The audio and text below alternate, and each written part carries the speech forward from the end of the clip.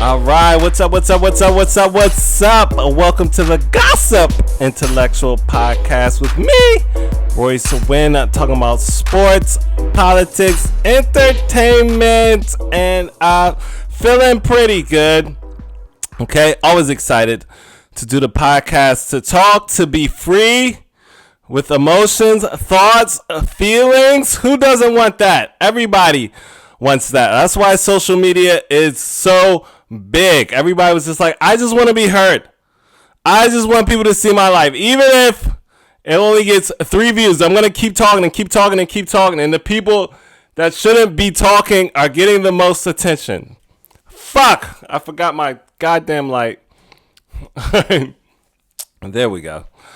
So, it started with social media, right? And it was just like, hey, look, you can share everything about your life if you're not getting enough validation from the people who are actually in your life that love, respect you, and, admire and adore you. And then it went to podcasts. Now everybody's got a podcast to share their feelings. Not necessarily all the way bad. I know everybody's like, it's too many mics, but I don't know, like with TikTok and seeing clips, and sometimes you learn a lot, depending on your algorithm and what you choose to expose yourself to. Whatever is in the inside will become your universe on the outside, right? So sometimes there's some good information and good points of view to be heard if you're looking in the right places. So not so bad to have more voices, but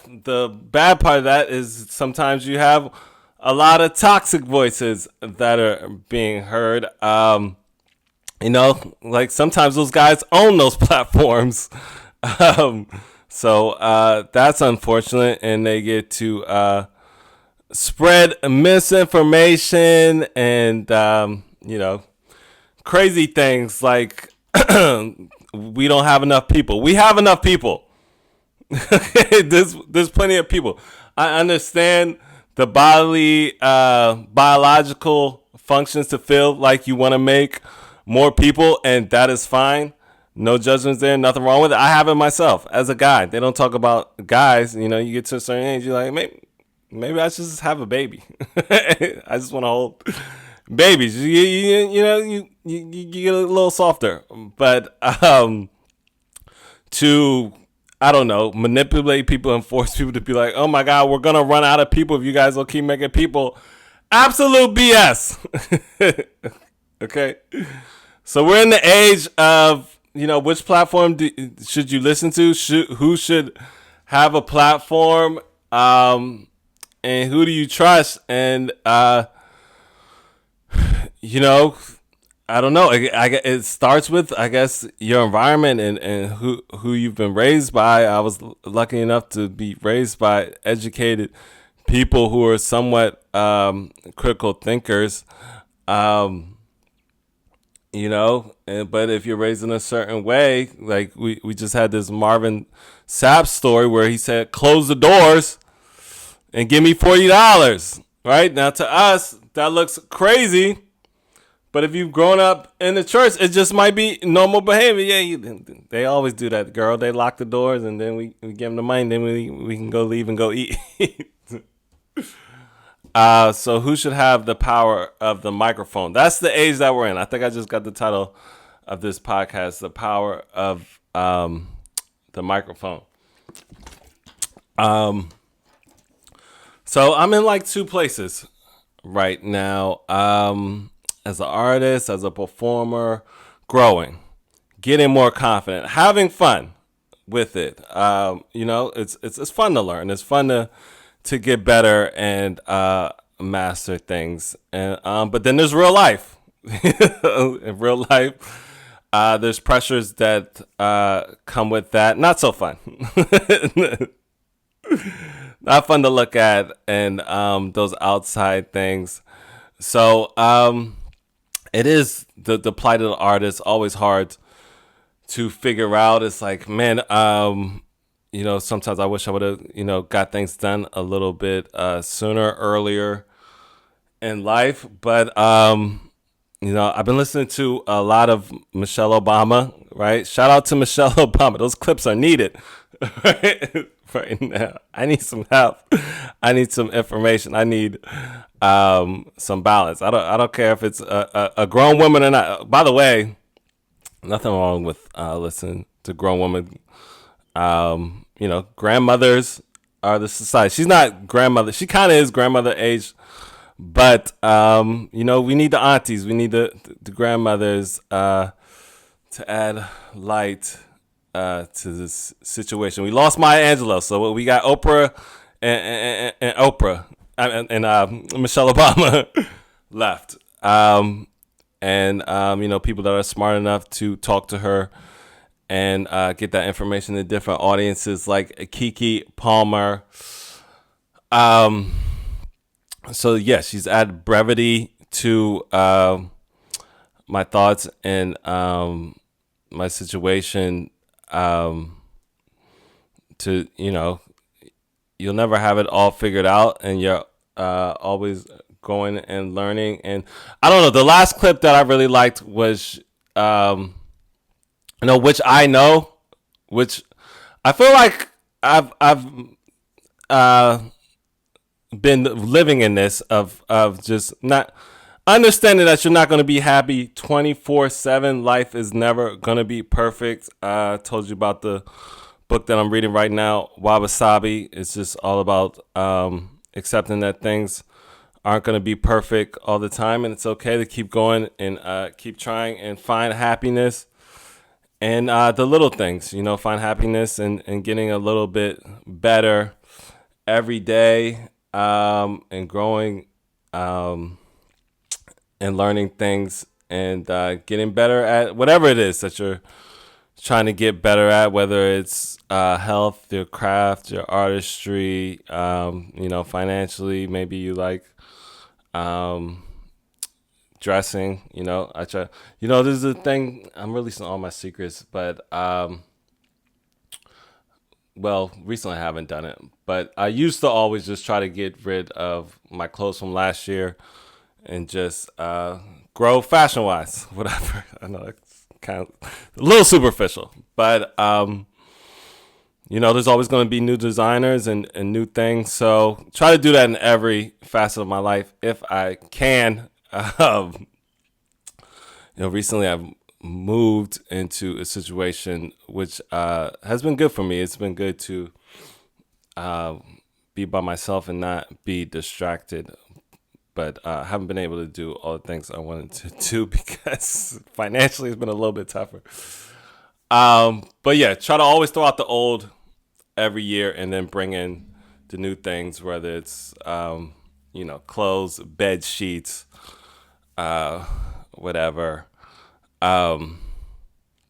So yeah, that's what she was saying. She was just like, you're not going to have this perfect life.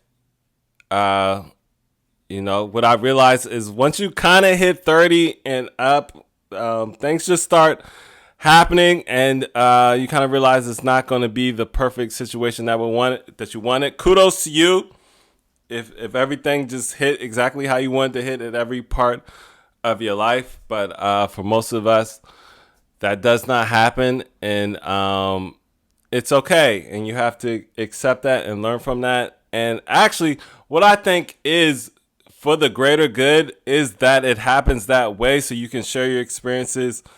And I think she also said this, help other people along the way with their journey. Your problems are helping people along their journey with how you handle it, how you share it.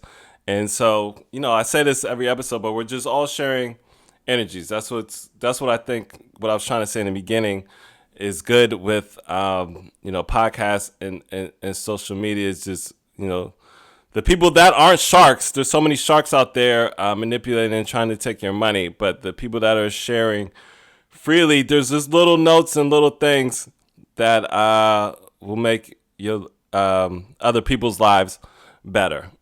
So I think that's great. Did I say anything funny? I don't think I did. Wisdom Royce at the beginning of the podcast. So yeah, that always makes me feel good to know that I've grown and I have something to offer, and I think that means more than money. And it's a way of accomplishments, but it's not one of those accomplishments that you could show so much on social media. But people know. And I read this book one time. It was like people know your strengths more than you do, and that opened my mind up. And I started to notice that, like, it's just certain things. Like, yeah, Royce would know about that. It's usually talking about pop culture, but whatever. whatever. Um. So yeah, on an artist level, it's been good to take all the things I've learned from writing and performing, and now you do it through your phone. So that's been fun, just using those skills and sharing it. Been acknowledged. Got acknowledged on the train. All right, now this was a funny situation because I was watching something, and I love to laugh. Royce loves to laugh, and I laughed at her. Right, and then so first of all, I saw this girl getting on the train. She was very sweet. But at first, she had a stone-faced New Yorker look. Then zoom to the seat. I don't know. That made me mad. I was like, why are you rushing to the seat like that? New Yorker, I gotta ask New Yorkers how they feel about that. So I'm like, you casually walk on. You see if anybody's older, pregnant, let them sit down. No, then you go for the seat, especially if you're in shape. Okay, this girl was in shape, right? So I didn't like her. And then also, I'm a smiley guy. I'm a friendly guy. I'm smiling at everybody. Hey, how you doing? Hey, hi. Worst day, could be pissed, right? Mad because it's raining. Took the wrong train. Hey, hi. Last night I wasn't smiling at anybody. My bike broke when I was trying to get home. Like the bottom bracket, I was pissed. I didn't smile. I was like, you know what? I'm just sit in silence, like the monks in White Lotus. But yeah, for the most part, usually I'm gregarious, in a good mood. Also, it's what's the word? Planned, fuck, I can't think of the word right now. It's something that I try to do because it keeps my spirits up. I don't like having bad energy around. It's not good for my mental health. So anyway, went off on a tangent. Get to the point of the story. What am I, Stephen A. Smith? So I was laughing, and then she was like, "Ha ha." She pointed at me, and I was like, "Ha ha ha." What? What are we talking about? And I was like, "Do I know you?" Because with comedy, you do so many shows, you see people places, and sometimes that happens to me. Where they'll be like, I did a show with you, and then I'm like, I'm like, oh, okay, what's up? So I was like, do I know you from college? She was like, no, but I know you. And I was like, oh, okay. She was like, from my phone. I see you on my phone. She didn't say TikTok. She was like, I see you and my phone online. I was like, oh, okay, thank you. I didn't know what to say to that. And she was like, yeah. I think she felt awkward too. So it was a little awkward exchange, but it was love. So yeah, that was cool. And but then I was like, am I recognized for my laugh or for what I do on my phone? Either way, it's good. Whatever. Everybody wants to be recognized, right? So that was cool. And last night this girl was drunk and she had on shades. I felt it coming. I felt the awkward hit on coming, and she looked me up and down. Now, this is what threw me off. I had on biker pants and like a biking like outfit shirt or whatever, the loose shirts, and she was like, how are you doing? And I put myself on the table. She was like, you should get Skittles too. And I was like, all right. But I was mad because I was like, why do I get hit on in my biking outfit when I spend my whole life trying to put together outfits and learn fashion to get girls, and they're like, oh yeah, those Amazon biking pants is what we're into. What? I've been going to Zara, H&M, Scotch and Soda, Uniqlo, trying to put together little outfits. They're like, nope. Biking pants. That's what does it for us. And biking shirts. So, anybody trying to get better with girls? The biking outfits. That's what they like. All right. Speaking of which, let's go into young men to start the show. That was a long intro. Was it? Sorry. So I thought it was interesting that young men, they say, are the ones that kind of like voted for Trump and are the reason that the Democrats lost the election. And they said they're not being spoken to. And men in colleges. Now, race is at the basis of everything. Everything always goes back to race, especially in this country. So I think it's white men for the most part. But they're saying these young men are being taken over by the manosphere. And, you know, this guy, Charlie Kirk, is huge. And Ben Shapiro, the Tucker Carlsons. I was blown away to see Gavin Newsom's son was super into Charlie Kirk, which are simply just kind of like political influencers.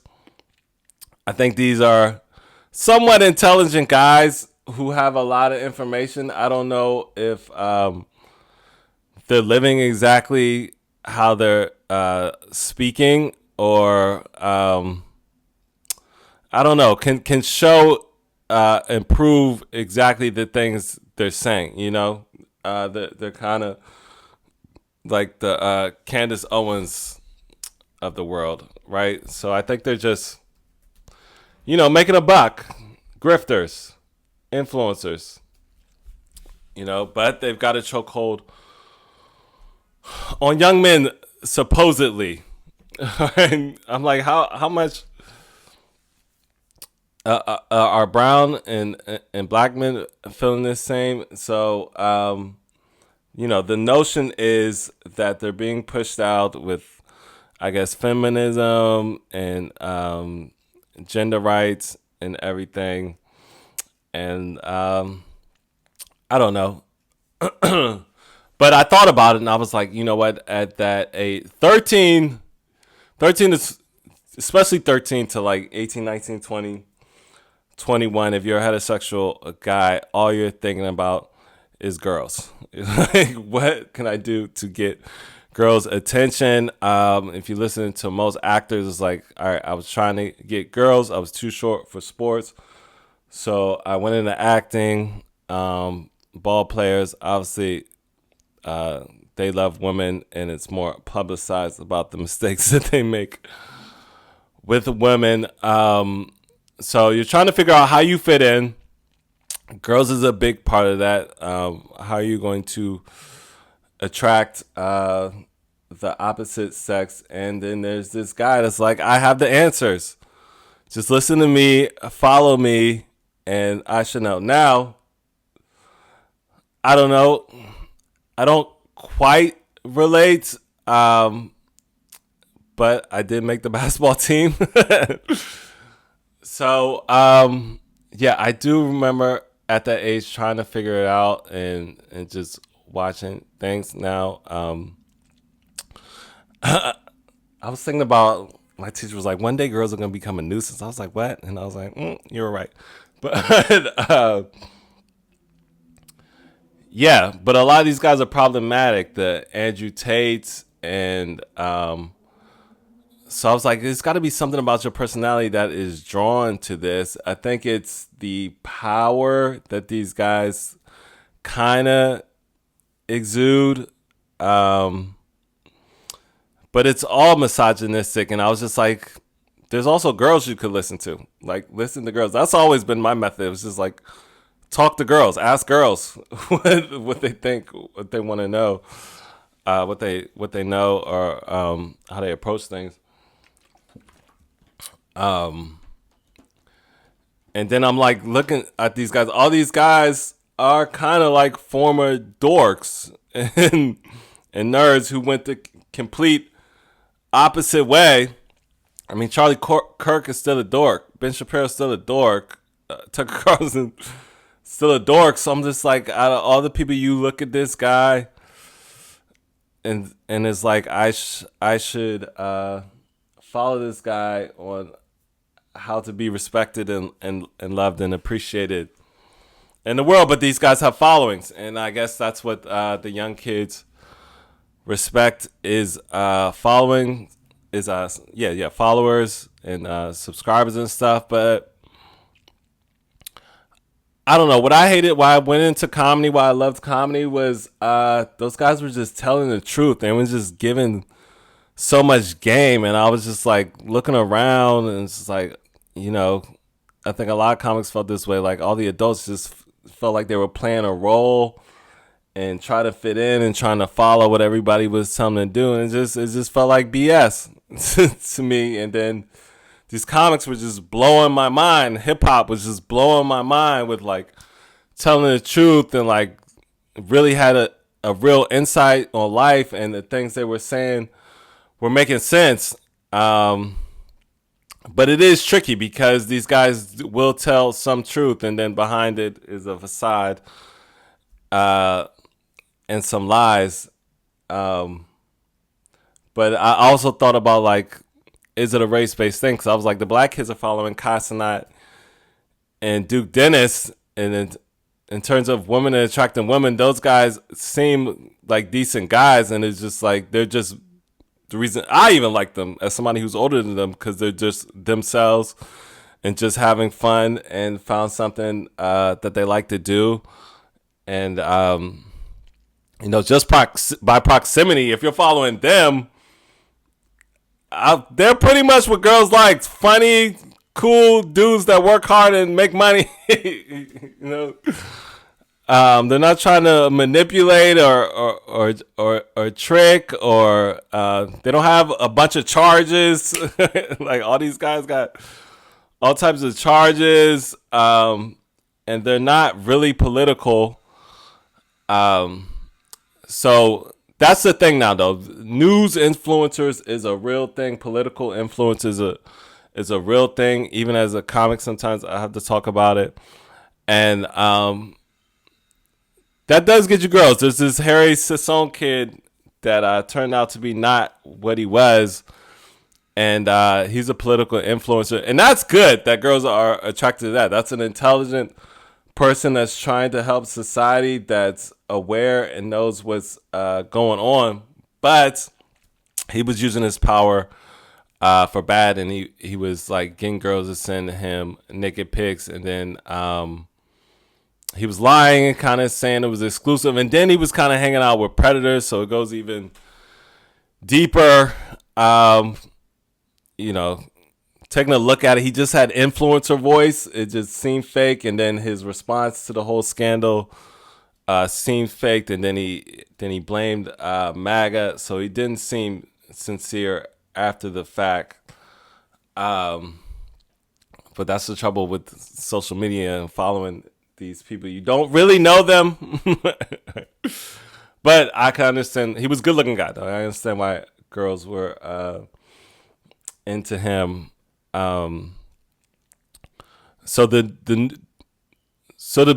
are attracted to intelligence. If you're intelligent, and I'm sure at that age you're looking to be intelligent. So I can understand why you would want to follow the political influencers and be like them. But if anything, these guys should be teaching authenticity and being true to yourself, and attracting, who you are. You attract who you are. So when you're trying to be somebody you're not, you're going to attract people that are not really like you and just using you for, I don't know, your status, your clout, or this persona that you made yourself into. And then deep down inside, you're just a goofy dude. So, I mean, if you like talking politics, talk politics. If you like following news influencers, follow news influencers. But don't do it to get girls. But I don't know. Just I guess do your research, but I don't know, that's a problem when the young kids of America are following these guys with these ugly points of views. Where Charlie Kirk was just saying women shouldn't educate themselves or have ambition and work, and that's just crazy. All right, we're not going back to a society where women are just in the kitchen getting slapped and just having a man's babies and are just your weak little person that you own, pretty much. Like, that's never going to happen. So the fact that kids are inspired by somebody who believes in something like that is alarming. Right? So yeah, I don't know if guys are feeling rejected by society, by women bettering themselves, or that one type of girl, the supermodel girl. Listen, to get the supermodel girl, you have to have a lot. That is the cream of the crop. Girl, you might not even like the supermodel girl. I don't even technically like the supermodel girl. They're going to be attracted to people that are just as good looking, tall, and have money in the environments that they're in. You don't have to have the supermodel girl. Every dude is striving to get the supermodel girl, which you shouldn't. You should be into the girl that likes you for you. And that you can relate to and have a good time with. All right. The other thing is pushing business and having money. That might get you the girl for a second, but getting girls is a personality thing. It's an emotional intelligence thing. So if you don't have that, eventually you're going to lose her, which I don't think any of these guys are teaching. I don't think they're teaching any type of emotional intelligence, understanding where the woman is coming from. They're just strive, get money, get in shape, and get the girl. It's like, what about just being a nice guy who has good intentions? Now, there's the other side of that. If you are a nice guy with good intentions, sometimes you do have to understand about the sharks out there that are going to take advantage of you, and maybe you're innocent. So, but that's different. But yeah, I guess that's my take on it. But yeah, they're saying the young men are feeling left out, and the power of the woman's body, what men will do for the woman's body, and how obsessed men are with it. I don't think should be talked about enough. We got whole laws about it. Every day there's an argument about what's a woman wore or is wearing, and the pressures that it puts on women. So it is a little alarming to see girls just going so hard on social media for validation. It's just like, you don't gotta do all that, sis. All right. Yeah. Also on the girl side, authenticity. Okay. You can be cute, but I don't know. Do you have to post a revealing outfit every other day just for the likes, just to build up your algorithm? Who knows? By the way, men and women are attracted to the same thing. Everybody's attracted to, a fun personality, an authentic personality, a humble person, a giving person, a nice person, a funny person, and then, the physical stuff, a little bit of fashion sense. But it just seems with social media, everybody's just obsessed with looking good, and with the power of a woman's body, you can get attention and validation and a following. But I don't think, like I was talking about earlier, that's truly fulfilling. If it's what they call it, gets your endorphins going for a second, but you feel empty. And then we read about influencers all the time harming themselves because no matter how many followers they have, they still feel empty on the inside. So, yeah, it's good to have ambition. Yeah, it's good to work hard, but it's also good to get to know yourself and be happy with yourself and grow yourself and not get your validation from social media. All right, that's all I can think of in the moment. Talking about politics, the biggest story today was Signal, or not today, but this week was Signal Gate with, was it Mike Waltz starting a group chat on Signal and adding a journalist and him literally watching them do play-by-plays of them bombing Yemen. Biggest blunder, people are saying, in politics history. Trump is like, I haven't heard of it. I haven't heard of anything like that happening. We'll look into it. We'll look into it. Right.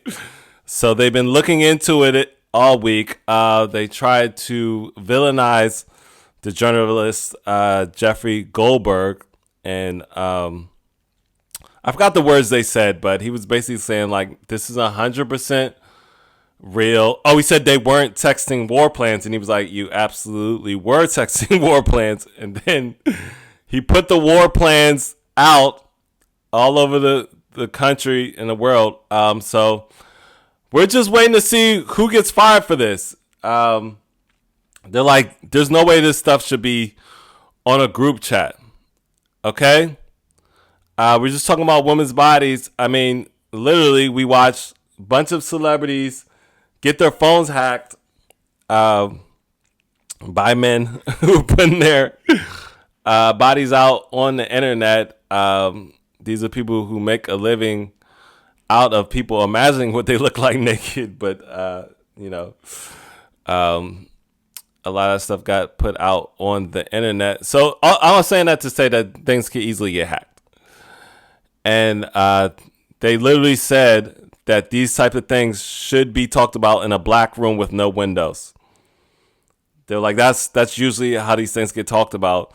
And for some reason, they wanted to use an app and put in a group chat. And they continue, instead of taking accountability, which this administration does not take accountability ever. This is the non-accountability administration, right? As much as they talk about DEI, they don't take accountability for any of their actions. And somebody said, y'all talking about those emails y'all sent out. What have you done recently? What have you done recently? Time for an evaluation right now. Right. So they're saying the Russian asset Tulsi Gabbard acting like she didn't know what country she was in when it happened. She don't remember nothing. Nobody knows nothing. So just a huge blunder, and we're like, this is what happens when you hire unqualified people. Okay, there's just certain things that are gonna come loose, right? You need people who are just on it, who just know the play-by-play, that are very precise and disciplined about what they're doing, who've been doing it for a long time. Okay, I know AI is coming, social media is here, but you still need people just with experience. So they're saying Pete Hegseth probably won't get fired just because he's such a hard Trumper, and Trump just likes him so much, and he just stands for, he signals everything that Trump signals. So, but it really is scary, you know, if they're making this type of mistakes this early in. And it's embarrassing because other countries are seeing this, laughing their ass off to Putin holding his cancer stomach like, oh, look at these stupid Americans. They can't do anything, like they can't even bomb correctly. Right? Cheese over in China, like, you were worried about TikTok. You giving away your own your bombing information for free.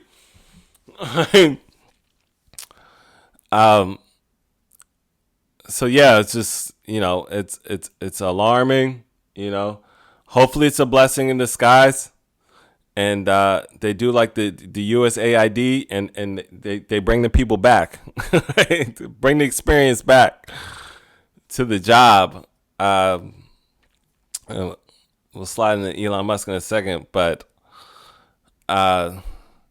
just the thing that hurts the most, or is just so egregious, is the fact that they continue to lie and try to villainize a journalist, which is so dumb. Like, why would you go up against a journalist who fact checks for a living?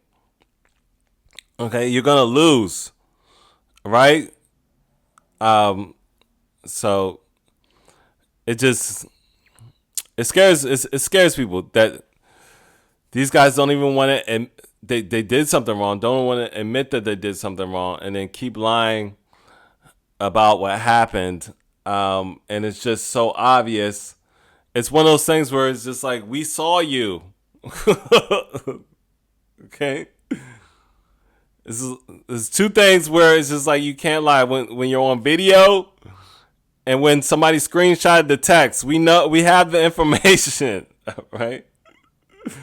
That's like when celebrities get caught in like a sex scandal. It's like, we saw the video. You looked into the camera while you were humping. I gotta stop using sex as an analogy. It's such an easy thing to go to. But yeah, that's the scary part, when it's like, all right, if these guys are gonna lie about something so blatant as this, like, what else are they lying about? Are they trustworthy with anything? That's what I was saying with the Harry Sisson thing. Oh yeah, that's what he tried to do, which was disgusting. He tried to gaslight the girls and say that they were lying and that they were delusional and crazy, and like they shared their private information. But it's like, are you going to address the fact that you propagated yourself as this person that you're not? That's the biggest issue. You're a dog. So yeah, that's the biggest issue right now, and a lot of things. It's like that. Listen, it's making a mistake is bad in anything in life, but then lying about the mistake and acting like the mistake never happened makes it 100 times worse. Just admit to your wrongdoing. Okay, people respect you more if you just admit to it, say it was wrong. You just look like a coward when you go on a tangent and lie and try to accuse the other person of being nosy, or how they found, or criticizing them for how they found out the information. You fucked up. So admit that you fucked up and take your punishment. You're supposed to be in the military. You're supposed to be honorable. Nothing honorable about getting your waves perfect to lie to the press. So we'll see how that ends. We'll see what the result of that is. But some action has to be taken. You leaked a bombing text. You gotta be fine. You're with the Department of the Defense. You're talking about getting rid of waste. Let's get rid of the people leaking bomb plans, war plans. That's a waste. Right? That's a waste of money to have somebody like that hired in our government. And if you want trust from the American people, you should get rid of somebody. There's got to be a fall guy for that. If we don't see you take any type of action, the trust for the American government is going down even further. Oh yeah, and they said Doge was going to look into that. What? Doge is not the Department of Defense. They don't work in security. You're supposed to just be making budget cuts. All right, you're pretty much the secretary of where the money going. Right? So that's even more insulting to the American people to say, yeah, what is this? He's a special government employee. Is that what it is? Employee, not official. Okay, not a cabinet member. It's going to look into bombings, bomb texts that were leaked. We don't need Elon Musk looking at that. Elon Musk thinks he could do everything. He really thinks he's Iron Man for real. He thinks he's a Marvel character for real. It's like, I'm just watching the inflated egos of the present day millionaires is crazy. They just think they could do whatever. They go to space. They can be a government official. They can be a government employee. They could work for the Department of Defense. It's like, you good at one thing. Right? Taking people's ideas and making money off of them. Right? So yeah, that's all I got on that, man. And we'll see what happens. Okay, so Elon Musk sat down with Fox News. The dude that looks like a pit bull. Who's that dude? You gotta look him up. He interviewed Kamala Harris. All right, so just BSing again. Okay, said he would find $1 trillion worth of cuts in 130 days, saying they're finding $4 billion a day. And I don't know, my spidey senses is just like, that's BS. Those numbers aren't real. And, just we'll do a Google search. I'm sure it'll come out that the numbers aren't real. Or if they're doing it, they're going to have to take away from the vulnerable Medicare. Okay.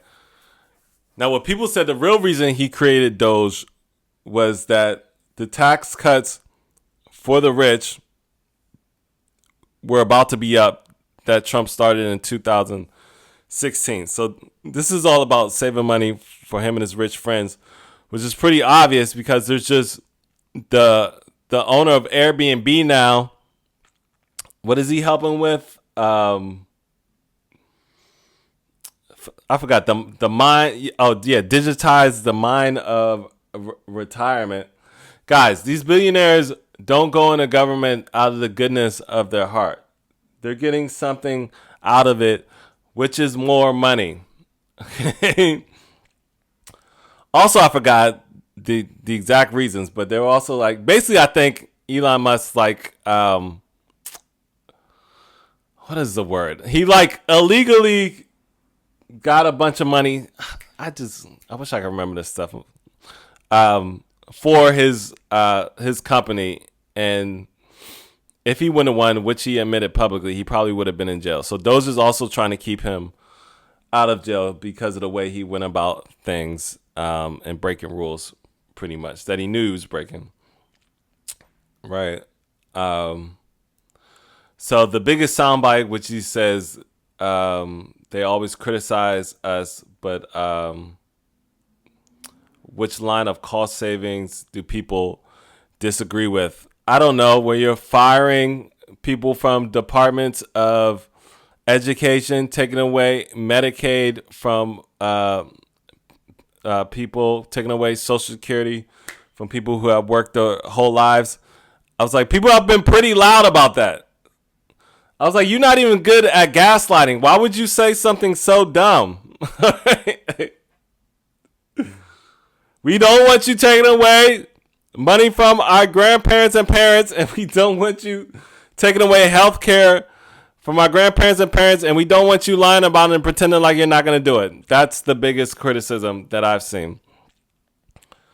So for you to look into the camera and say there really isn't anything they could say that they disagree with is crazy.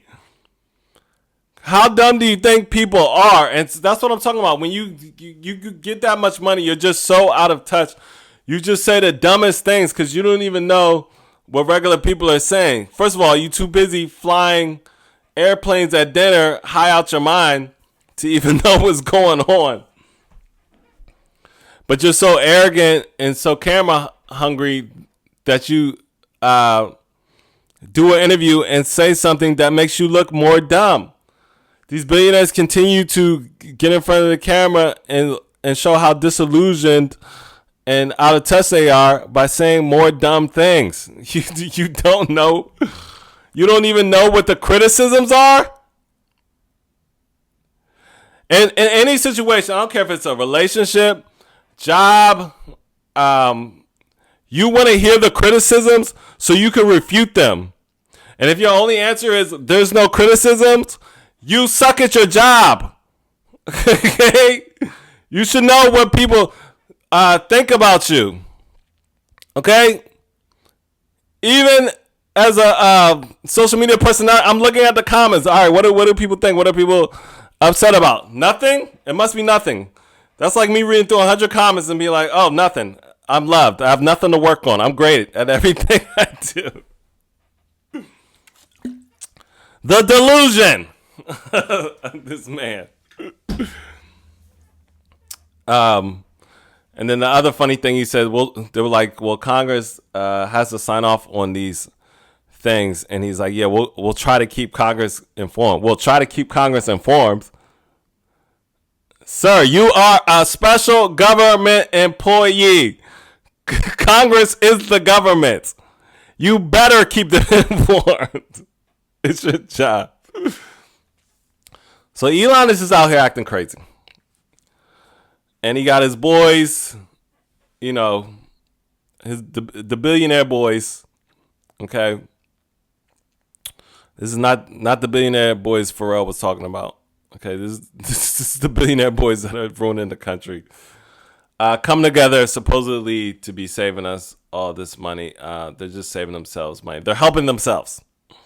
Okay, if you're at a potluck dinner, basically what Elon Musk and all of them are doing is just stuffing their plates and being like, I'm stuffing my plate. I'm eating all this food so you won't eat too much.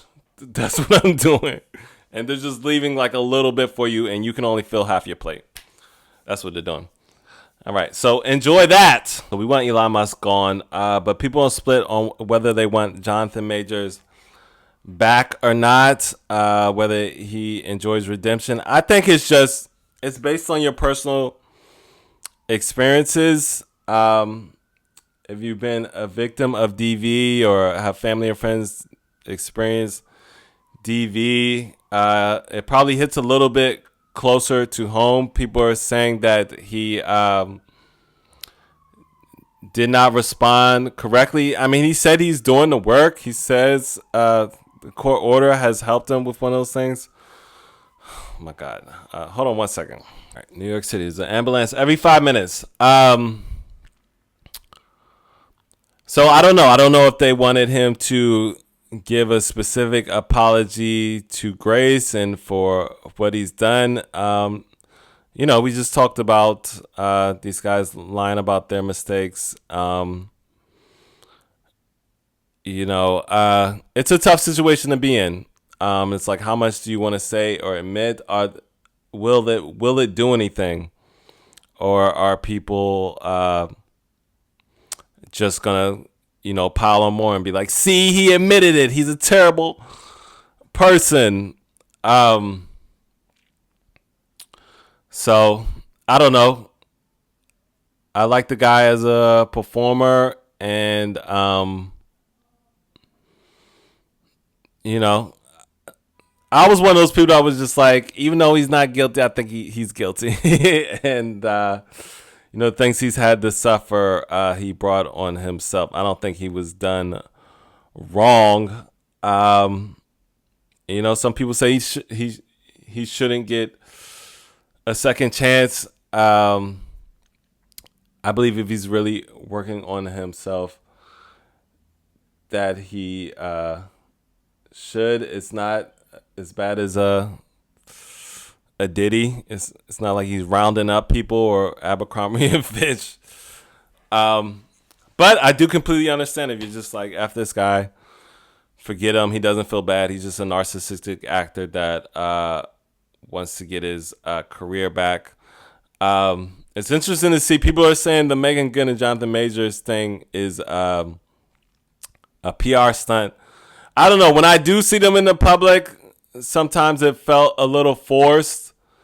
But then when I heard her say she was thinking about having babies with him, I was like, oh, okay, maybe this is real love. And there was another time when he was just staring at her. But then again, it's Megan Good, so who doesn't want to stare at Megan Good? It did feel like he was more into her than she was into him.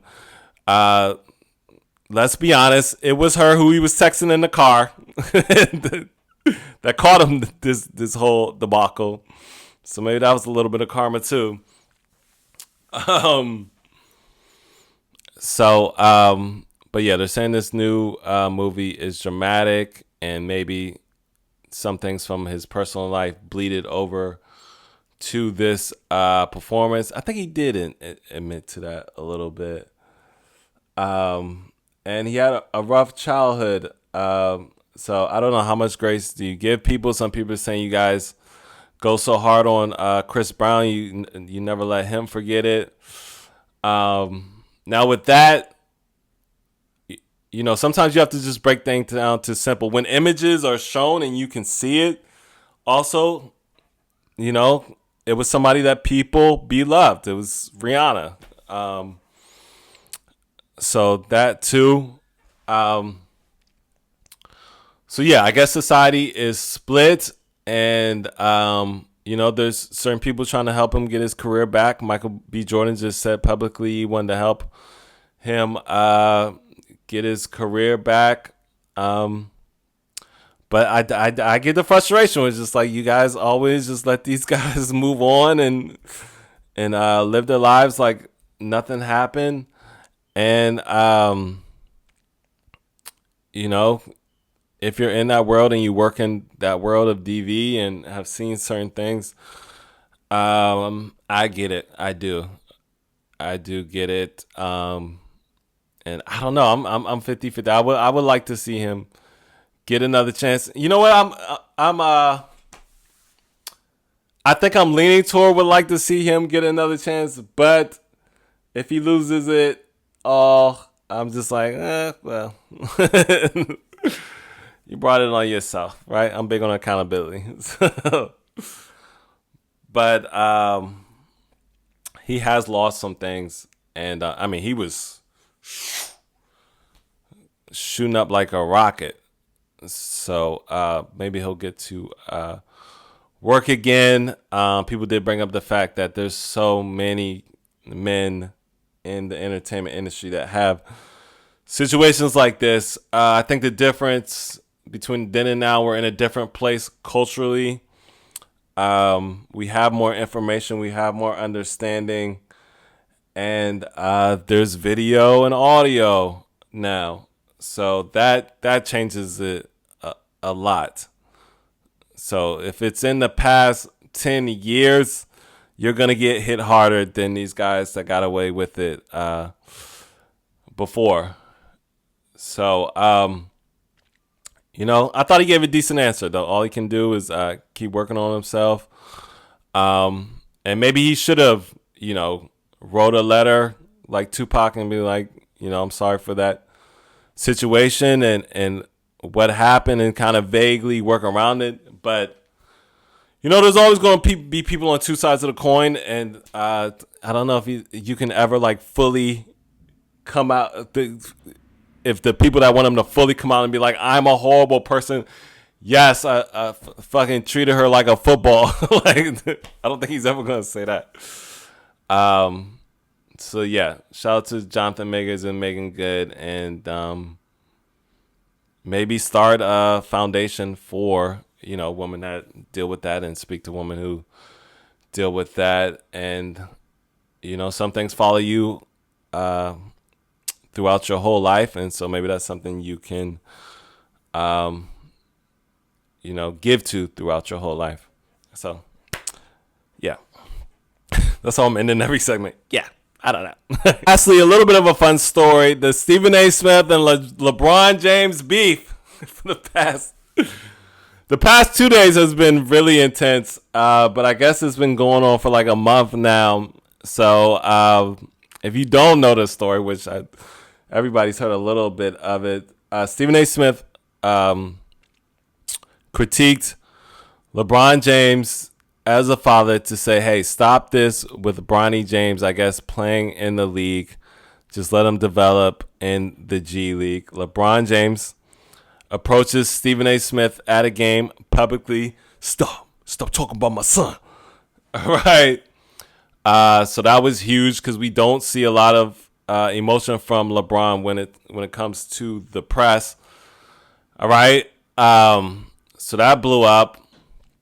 Then Stephen A. Smith responds on First Take, and I think for the most part, people kind of sided with Stephen A. Smith. They were like, we kind of get where LeBron James is coming from, but also you put your son in this position, and it's Stephen A. Smith's job to talk about it.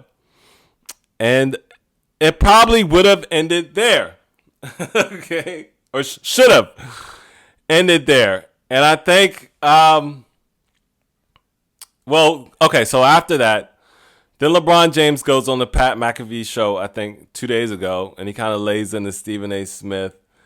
And he was like, I have no problem with you talking about the game and critiquing the game. But when you talk about my family or, other players' personal lives, that's where it has to stop. And he threw a little joke in there. I'm sure he's so happy that I'm talking about that. He's probably somewhere in his tidy whities with some ice cream, excited, like, woo, watching this. Right? Before that, that's what I was going to say. Before that, Stephen A. Smith went on like 5 different shows talking about the LeBron situation. That was the mistake right there. You should have addressed it on First Take, left it alone. Okay, but I don't know who Stephen A. Smith has turned into. He's like become this broadcaster who also thinks he's a rapper, and he's just got all this bravado and has to just overstate how he's feeling about things and talk about things in depth. And, everything has got to be, I would win as the Democratic political candidate. But I guess that's part of the draw of him, his personality, and why he's got $100 million. Woo! Okay, so then after that, that's when LeBron went on the Pat McAfee show. So then Stephen A. Smith does I saw it was like 45 minutes about LeBron James on his podcast, which it just makes me laugh because some of the things he said.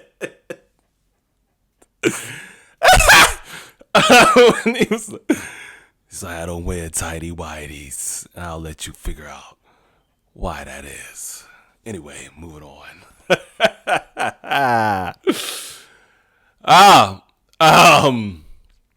You act like I was just talking about you in your house as you was a father. I love Savannah. I love Gloria. You think I want to piss her off?